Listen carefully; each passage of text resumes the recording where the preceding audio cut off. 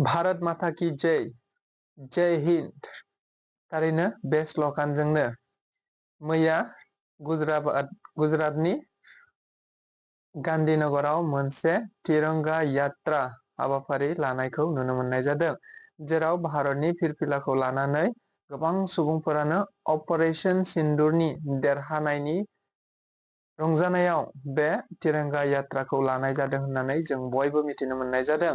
आरो बेयाव हादरनिनो नखर मन्त्रि अमित शाह बिथाङा बाहागो लाफानायखौबो खौरां बिजोंफोरनि गेजेरजों बा समाजारि बिजोंनि गेजेरजों जों बयबो नुनो मोननाय जादों। स' बेनि सायावनो जों दिनै सावरायगोन। नोंथांमोना जुदि बेबायदि भिडिअखौ मोनबाय थानो लुबैदोंब्ला आरो भिडिअआव गिबि खेबनि फैदोंब्ला आरो बेबायदिनो मोजां मोजां भिडिअ लाबोबाय थानो थुलुंगा होनो थाखाय नोंथांमोना जाहाथे आंनि चेनेलखौबो साबस्क्राइब खालामनानै लायो, बेखौनो गुरै खावलायबाय। नंगौ, भारतआव जेब्ला पहलगाम एटेक जादोंमोन 22 एप्रिल 2025 मायथाइयाव, बेनिफ्रायनो भारतनि गोबांथार गोजौ थाखोनि बिबानगिरिफोरा सावरायलायनानै मोनसे थांखि लादोंमोन जे भारतआ थारैनो पाकिस्ताननि हेंथायै गोख्रों फिननाय होनांगौनि थांखिजोंनो भारतनि बिबानगिरि बा अमित शाहजों लोगोसे गाहाय मन्त्रि आरो गुबुन गुबुन दैदेनगिरिफोरा थारैनो भारतनि रौनियाफोरनो बेनि दायित्वखौ होनाय जादोंमोन होननानै जों मिथिगौ। नंगौ, बेनि गेजेरजोंनो भारतनि रौनियाफोरा अपारेशन सिन्दुर खालामनाय जादोंमोन। अपारेशन सिन्दुरखौ लन्च खालामनाय जादोंमोन आरो अपारेशन सिन्दुरनि जोहैनो भारतनि रौनियाफोरा दायो पाकिस्ताननि माखासे काश्मीर अकुपाइड पाकिस्ताननि जायगाफोराव थांनानै उदखारिफोरा जे जायगायाव थायो, जे जायगायाव उदखारिफोरा ट्रेनिं होयो, बै जायगायाव थांनानै हरनि समाव गासै मोन 9निबो बांसिन उदखारिफोरनि थाग्रा जायगाफोरखौ भारतनि रौनियाफोरा गाग्लोबदों आरो धंस' खालामजोबनो हादों। थारैनो बियो जोंनि थाखाय गोग्गाथाव बाथ्रा। आरो बेखौ मोन गुथा थावनिफोरखौ गाग्लोबहैनायाव पाकिस्ताननि आर्मि, पाकिस्ताननि जेबो डिफेन्स फर्सआ जेबो खालामनो हायाखै। पाकिस्तानाव हाबनानैनो पाकिस्तानावनो गावग्लुंनानै पाकिस्तानावनो बैफोर जायगाफोरखौ धंस' खालामनानै भारतनि रौनिया सानै आइजोफोरा थारैनो मोजाङै मोजां भारताव फैफिननो हादों आरो देरहानायखौ मोननो हादों। बेनि उनाव पाकिस्तान आरो इन्डियानि गेजेराव बेबायदिनो गोबांथार माखासे बेले बेजे दावहा, मालाबा पाकिस्ताननिफ्राय ड्रन हगार हरनाय, मिसाइल हगार हरनाय बायदि जाथायफ्रा जाबोबाय थादों। आरो मिथिनो मोननाय बायदिब्ला पाकिस्ताननि मोनसेबो मिसाइल, मोनसेबो ड्रना दिनैसिम भारतआव गावसिनि टारगेट हरनाय बायदि जायगाफ्राव मोनसेबो गोलैफैयाखै। आरो भारतआ गोख्रों फिननाय होनानै भारतआव हाबफैनाय लोगो लोगो गासिबो ड्रन, गासिबो मिसाइलफोरखौनो गावख्रुबजोबनो हादों होननानै जों बयबो खौरांगिरिफोरनि गेजेरजों नुनो मोनदों। आरो बेनो भारतनि रौनिया हान्जाहादि, भारतनि डिफेन्स फर्सआदि बेसेबां गोख्रों बेखौ फोरमान होनो हादों मुलुगनि गेजेराव। नंगौ, बेनि अनगायैबो भारतनि रौनियाफोरा, भारतनि डिफेन्स फर्सआ पाकिस्ताननि गुबुन गुबुन जायगाफोराव ड्रन हगार हरदों, मिसाइल हगार हरदों, नाथाय पाकिस्ताननि मोनसेबो डिफेन्स फर्सआ बेखौ रैखा खालामनो हायाखै एबा प्रटेक्ट खालामनो हायाखै होननानै जों बयबो मिथिगौ। नंगौ, बेनिफ्रायनो जागायदों 22 एप्रिलाव जेब्ला पहलगामाव माखासे पाकिस्ताननि उदखारिफोरा इन्डियायाव हाबफैनानै इन्डियानि माखासे दाय गैयै सुबुंफोरखौ धोरोम सोङै सोङै हिन्दुब्लानो गावथारनाय, मुस्लिमबा हगारनाय, आइजो मानसिफोरखौ हगारनाय, आइजो मानसिफोरखौ उदखारिफ्रा बुंलांनाय, नोंसोरनि दैदेनगिरिफोरनो, नोंसोरनि राजखान्थिगिरिफोरनो, नोंसोरनि सरखारनो खोन्थाहै होननानै बुंनाय बेबायदि जाथायफ्रा जालांदों। बेनि उननिफ्रायनो भारतआ स्रोद स्रोद गोजौ थाखोआव सावरायलायनानै मोनसे थांखि लादोंमोन। थारैनो भारतआव बेबायदि पाकिस्ताननि गोबांबार सानसे नङा साननै, खेबसे नङा खेबनै गोबांबार बेबायदिनो एटेक खालामलांबाय सम सम बर्डारफोराव। नाथाय बेबाराव भारतआ थांखि लाबाय, थारैनो बिसिनि हेंथायै मोनसे गोख्रों अपारेशन खालामनाय जानांसिगौ होननानै मोनसे थांखि लादोंमोन। आरो बेखौ नोजोर बोनानैनो भारतनि दैदेनगिरिफोरा रौनियाफोरनो हगारनानै होनाय जादोंमोन। रौनियाफोरनो हगारनाय लेखायैनो रौनियाफोरा अपारेशन सिन्दुरखौ खालामनाय जादोंमोन। अपारेशन सिन्दुरनि जोहै दायो भारतआ पाकिस्तानखौ धंस' खालामनो हाबाय। पाकिस्ताननि उदखारिफोरखौ धंस' खालामनो हाबाय। पाकिस्तानखौ मुलुगाव मोनसे उदखारि फैग्रा हादोर होननानै सिनायथिनो हाबाय। बियो थारैनो जोंनि थाखाय भारतारि सुबुंफोरनि थाखाय मोनसे गोग्गानाय बाथ्रा होननानै बुंनो हायो।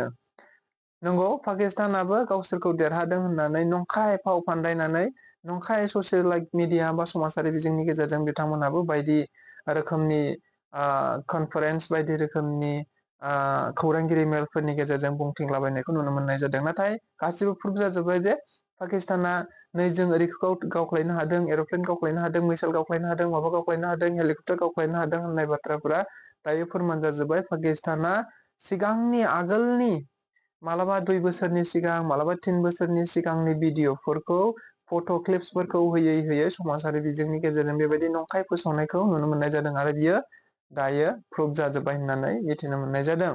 बेनिफ्रायनो अपारेशन सिन्दुर खालामनायनि उननिफ्रायनो दायो पाकिस्ताननि गासिबो उदखारिफोर थाग्रा जायगाखौ धंस' खालामजोबनो हाबाय आरो बेनो भारतनि रौनियाफोरनि मोनसे गोग्गानाय आरो बे गोग्गानायखौ नोजोर बोनानैनो अपारेशन सिन्दुरा जे मोनसे जाफुंसार जानो हाबाय, बे जाफुंसार जानो हानायखौ नोजोर बोनानैनो भारतनि रौनिया हान्जाफोरखौ बा डिफेन्स फर्सखौ थुलुंगा होनो थांखियैनो नैबे तिरंगा यात्राखौ गुजरातनि गान्धीनगराव लानाय जादों होनना मिथिनो मोननाय जादों।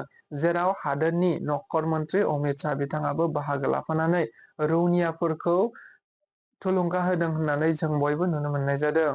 नंगौ, दायो मिथिनो मोनबाय अपारेशन सिन्दुरनि जोहैनो आथिखालावबो जायफ्रा देशद्रहि बा जायफ्रा हादोराव थानानैनो भारतखौ जासुसि खालामदों बा भारतनि माखासे इन्टारनेल सर्सफोरखौ गुबुन हादोराव हरबाय थादों बा गुबुन हादर बा पाकिस्तानखौ, स्पेसियेलि पाकिस्तानफोरखौ जायफोरा हादोराव थानानैनो फेसबुकनि गेजेरजों जिखुनु बिजोंनि गेजेरजों जाया मानो जायफोरा दायो सापर्ट खालामबाय थादों, बे सापर्ट खालामनाय बायदियैनो भारतनि रौनियाफोरनि गोख्रों थांखि बा भारतनि सरखारनि गोख्रों थांखि बायदियै दा गासिबो हादोराव, गासिबो रायजोफोराव, स्टेटफोराव जायफोरानो पाकिस्तानखौ सापर्ट खालामनानै समाजारि बिजोंनि गेजेरजों पस्ट खालामो, खोथा बुङो, बाथ्रा बुङो, बेफोर सुबुंफोरखौ दायो हमगासिनो दङ देशद्रहिनि मुङाव।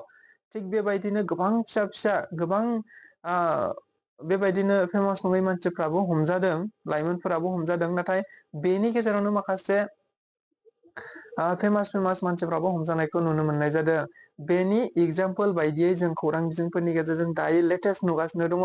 हारियानानि सासे इउटुबार जायखौ ज्योति मालहत्रा मुङै मिथिनाय जायो, बे ज्योति मालहत्राया थारैनो पाकिस्ताननि सापर्टआव गोबांथार भिडिअ बानायबाय थायो होननानै मिथिनो मोनदों आरो लोगोसे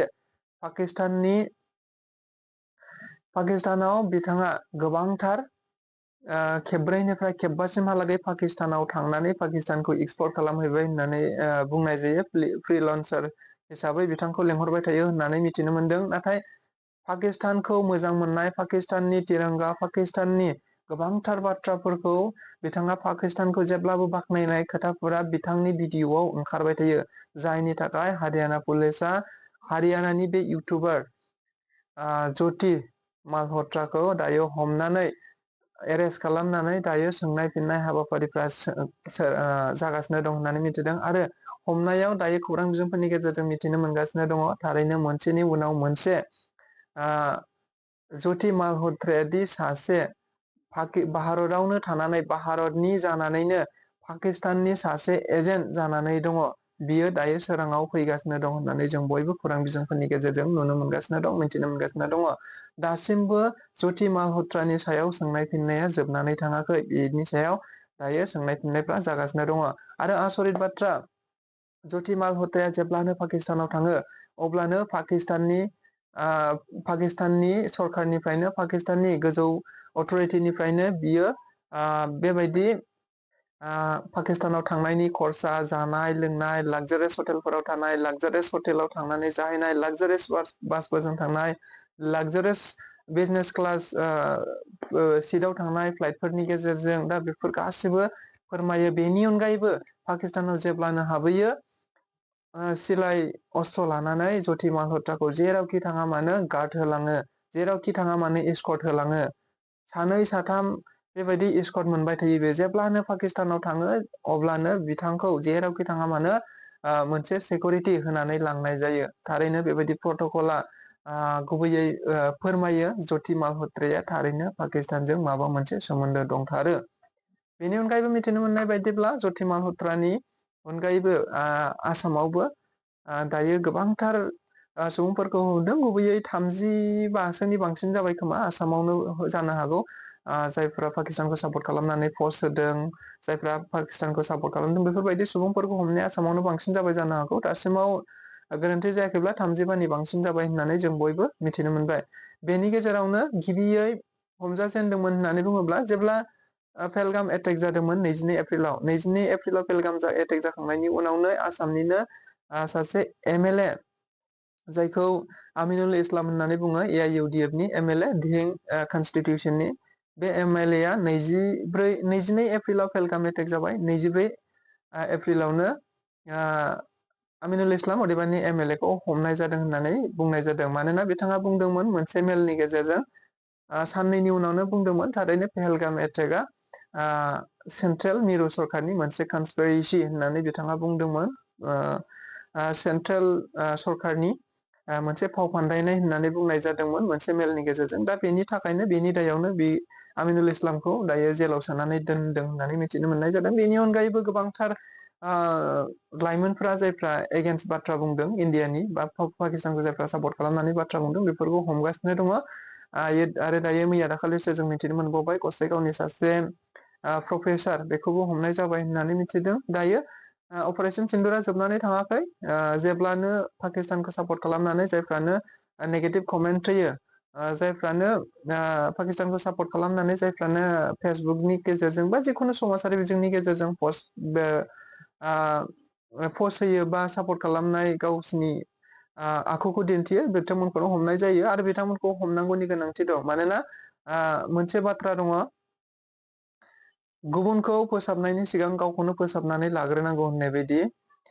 नंगौ, जोङो जोंनिखौनो गिबियाव फोसाबनानै लाग्रोनांगौ। बेनिखायनो भारताव जायफोरा दायो पाकिस्तानखौ सापर्ट खालामनानै खोथा बुंदों, बेफोरखौ हमग्रोनांगौ। हमनायबो जाबाय आरो बे सोलिगासिनो थागोन आरो जेब्लाबो बियो सोलिबाय थानांगौ होननानै आं सानो। नोंथांमोना भिडिअखौ नायनानै माबायदि मोनखो कमेन्ट हर। आरो नोंथांमोननि थाखाय भारतआ बेसेबां माबायदि गोग्गानाय लाबोदों भारतनि रौनियाफोरनि थाखाय खेबसे जय हिन्द लिरनानै नोंथांमोनहाबो सापर्ट